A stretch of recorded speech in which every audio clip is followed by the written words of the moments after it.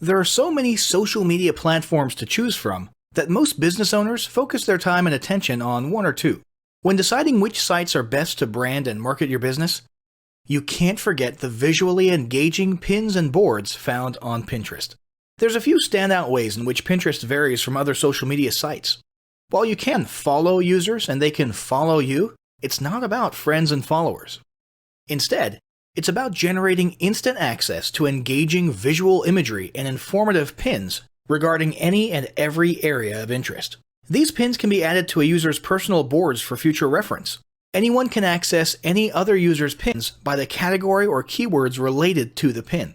While each pin can have a bit of text or even a URL, the goal here is not the "here's where I am and what I'm doing" topic of most social media platforms. Instead, a relevant comment regarding the post and what it represents is standard. Most importantly, unlike Facebook and Twitter where your post's peak engagement is rarely more than 5 days or a few hours, pins can continue to show up in search results indefinitely. Now, if you're inclined to stick with the major players like Facebook and Twitter, don't write off Pinterest until you take a closer look at the stats. First off, let's talk about the sheer size of your potential audience. Pinterest boasts an insane 150 million active users. Yeah, you heard that right. 70 million of those are in the US, with 80 million outside the US. As can be expected, Pinterest activity is proportionately astronomical. There are over 75 billion pins, which have been posted to over 1 billion public and private user boards. Over 2 billion shopping pins are posted daily. 87% of users make purchases after seeing products or services on Pinterest, and 93% use it with an eventual purchase, online or offline, as their primary goal. Which makes Pinterest a no-brainer platform for those seeking to sell goods and services to a shopping-minded audience. And 72% of users make offline purchasing decisions based on Pinterest content. So it's not just a goldmine for online businesses. The average Pinterest user session is just over 14 minutes, which is very impressive when you compare that to most other social media platforms. 14 million rich pin articles are posted every day, and a whopping 5% of all web traffic comes from Pinterest. 80% of Pinterest users access the site from a mobile device, so mobile marketing and mobile-friendly content is very important here. And 2 out of 3 pins are posted by businesses or brands, so you've got some competition, which is actually a very good indicator for how profitable Pinterest can be. Oh, and if you happen to be in the culinary niche, guess what? There are over 1.7 billion recipes on Pinterest. As for your audience makeup, 81% of Pinterest users are women, so the Pinterest is for girls stereotype clearly has some truth to it, at least from a market research perspective. But don't worry, if your target audience is males, the percentage of males on the site is increasing rapidly, making up about 40% of new users recently. In case you were wondering, the most popular categories for these new male Pinterest users are technology, food, and drink. Big surprise, right? As for age, millennials are using Pinterest just as much as Instagram. The median age of users is 40 years old, but the most active pinners are under the age of 40. So now that we've established why you should definitely be marketing on Pinterest, let's talk about some Pinterest goals.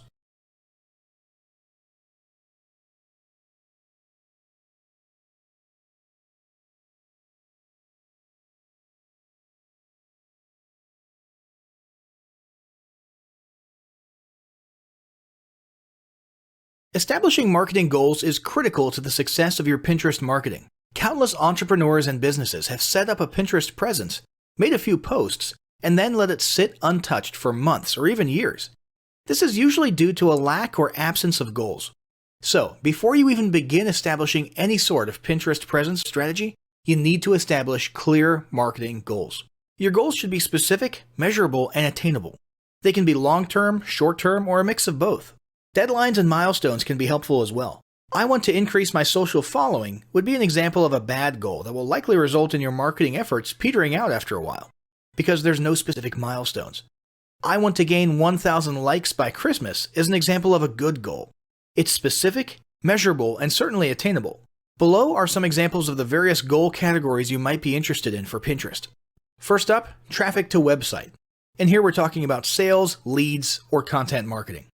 Probably one of the most popular goals of Pinterest marketing is to funnel your Pinterest traffic back to your own web properties. After all, most businesses don't do business on Pinterest per se. You're leveraging Pinterest to obtain traffic and convert that Pinterest traffic into brand followers, leads, prospects, and customers. So maybe your goal is to get people to a landing page with a free offer where they can subscribe to your list and become a lead. Maybe they're being sent to a sales page or an e-commerce store. Maybe you just want to do some content marketing and send them to your blog. Whatever the case, the end goal for a lot of businesses will likely be bringing Pinterest traffic away from Pinterest and over to their own web properties. Next up, there's social following, or Pinterest as autoresponder. In this goal category, your aim is to build a large number of followers. The reason we also refer to this as Pinterest as autoresponder is because the main sought-after benefit here is to increase the number of people who will see your pins in their home feeds. In this sense, your Pinterest posts become similar to sending out email broadcasts via your autoresponder. If you grow a large enough community, this can be very beneficial and turn into a huge source of free organic traffic for your business. Next, passive presence. Some businesses might have purely passive goals. Simply being present and discoverable inside of Pinterest is a benefit that has wider appeal and greater utility than you may think.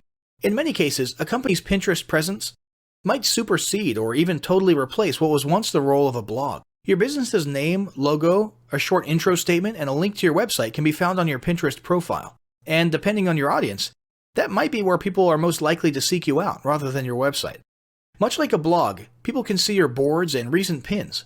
This same approach can also be used for events, communities, and brands. Next up, brand awareness. Another goal that's less thought about might be spreading brand awareness and recognition. If you're just starting out, there's a good chance your brand might be in need of a jump start.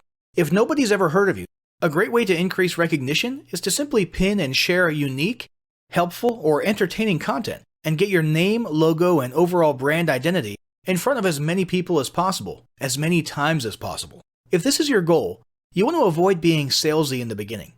Ensure you're focused almost entirely on posting helpful, relevant, or entertaining content. Next, there's expanding existing audiences. If you've already got an audience, your goal might be to make it bigger. This can be done via several social marketing methods.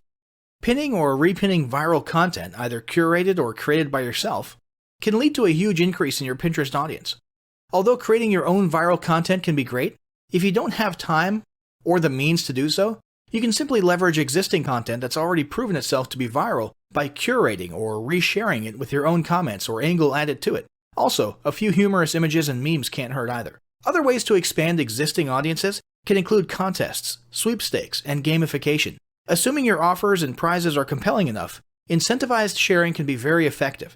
Just ensure your methods are permitted by Pinterest's terms of service. After that, there's enhancing or repairing PR. This is a goal that any business can engage in.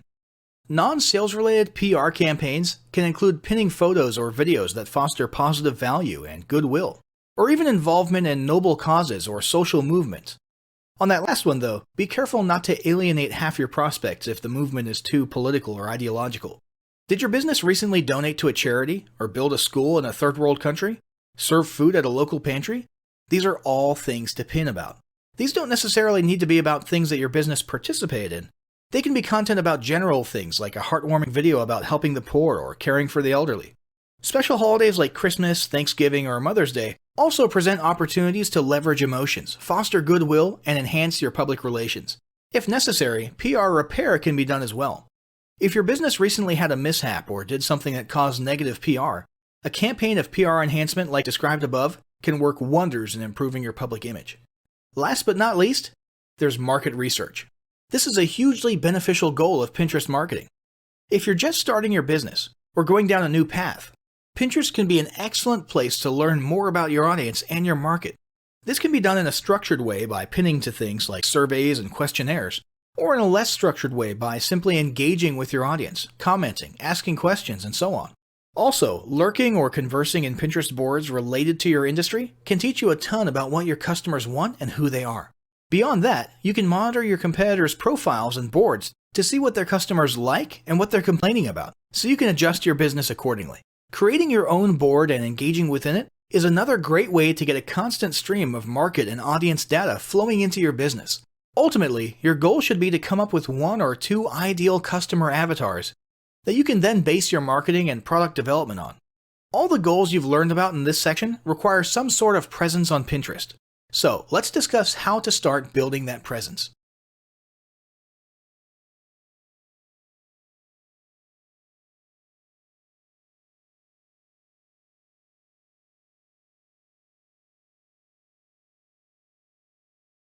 First, let's talk about setting up your Pinterest profile. Pinterest profiles are short and sweet, but don't underestimate the importance of a quality profile. Ideally, your Pinterest account should be your business name, if it's not already taken. If already taken, get as close as possible. Or if your business is one that doesn't seem pin-conducive, like a bank or a credit union, create a business Pinterest page for an adjacent topic. Using a bank as an example, you could create a page that focuses on shameless money-saving tips. Add a clean and clear profile image. In most cases, your business logo is appropriate. However, if your logo doesn't fit well, have it redesigned to fit or substitute it with a best-selling product or even your founder or CEO's headshot. Be sure to add your website homepage URL so that anyone who finds their way to your profile page can easily be redirected. Fill out your location, where you're based or your service area. Fill out a short and engaging About Me section, letting visitors know what makes your brand unique. Next, let's talk about creating a Pinterest strategy. As with all methods of online or offline marketing, you must have a strategy in place. Since each social media site is unique, your strategy also must be unique to Pinterest. In other words, you can't just pre-schedule the exact same posts to Instagram, Pinterest, Facebook, and Twitter. That's not to say that there can't be some overlap, but each site is utilized for different purposes, so your content and strategy must reflect your purpose. Your first step will be to set some clear, specific, and measurable goals, as we discussed earlier. To begin with, you need to build your foundation. This means investing in creating an organized and relevant category of boards for both your shared pins and your original pins. Then you need to begin posting regularly to build your followers and number of pins. Once you have a foundation, continue posting at least 3 to 5 times a week with the goal of getting your website traffic from Pinterest at or above the average of 5%. To determine the percentage of those who transfer from Pinterest to your website, landing page, or linked URL, you should set up Google Analytics.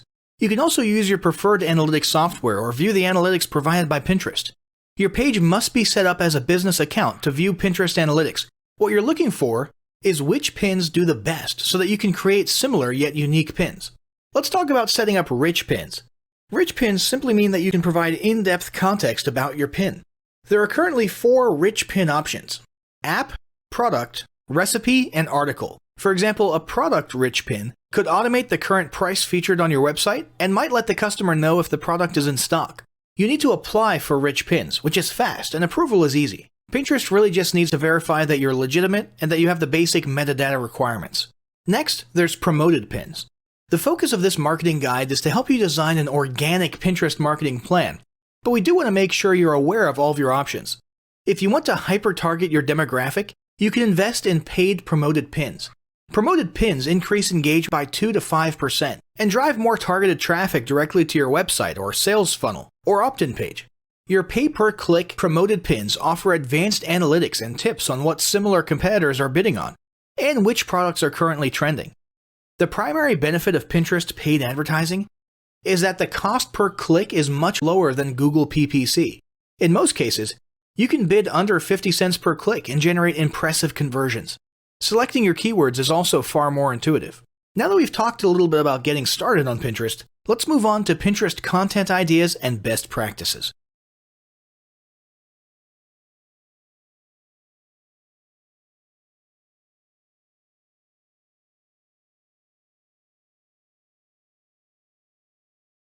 Currently, the most popular categories on Pinterest are fashion, home and garden, food and beverage, and beauty. These are just general categories which could easily be used on Pinterest to generate traffic for a limitless number of products and services. In most cases, this is a good fit for business-to-consumer advertising or B2C. But don't write off your business-to-business or B2B just yet. You just have to get strategic and creative. When looking to build your boards, and for original content inspiration, consider the following. Repins.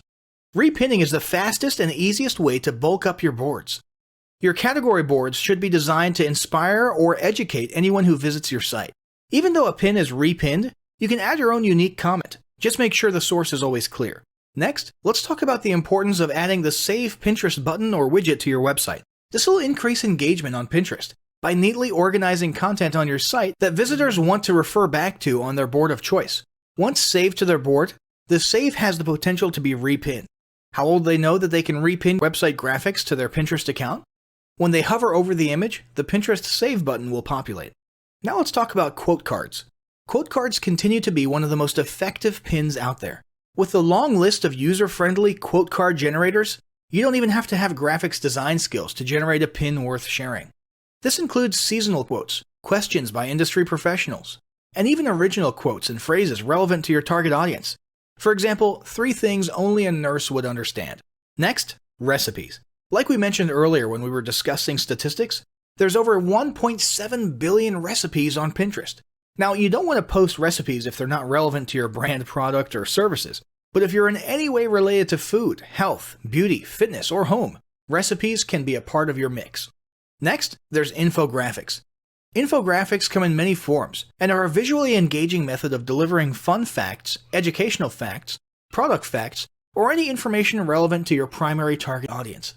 Again, you can invest in infographic software to design your own. The great thing about infographics is that you can post them to Pinterest, your website, blogs, online content, and your other social media channels. You can even print them out for offline marketing purposes. These don't have to be the typical long-form infographics. They can just be a little square with 4 or 5 facts.